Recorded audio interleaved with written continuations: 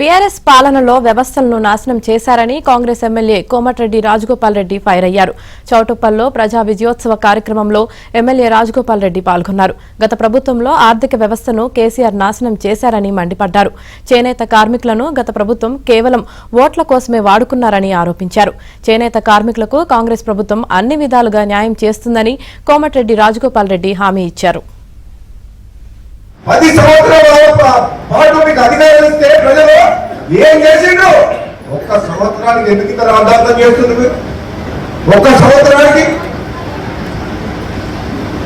అంటే మంచి పనులు చేస్తుంటే, రైతుల రుణమాఫీ చేస్తుంటే, పేదలకు మహిళలకు బస్సు సౌకర్యం కల్పిస్తుంటే, గ్యాస్ సిలిండర్ ఇస్తే, ఉచిత కరెంట్ ఇస్తే, ఉద్యోగాలు ఇస్తే, మాకు మంచి పేరు వస్తుంటే, ప్రజలు ఆశీర్వదిస్తుంటే మీరు జీర్ణించుకోలేకపోతున్నారు అని చెప్పేది పోతున్నారు అని అనే విషయం మాకు అర్థమవుతుంది.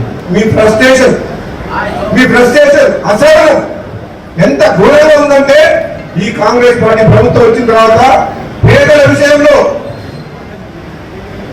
ఉన్నదంతా ఊసిపెట్టి రాష్ట్రాన్ని అప్రమాలు చేస్తే, ఈ రాష్ట్రాన్ని బాగు చేసే బాధ్యత కాంగ్రెస్ పార్టీ తీసుకొని రేవంత్ రెడ్డి గారి నాయకత్వంలో మేమందరం ఒక టీం లాగా పనిచేస్తున్నారు. ఎందుకోసం?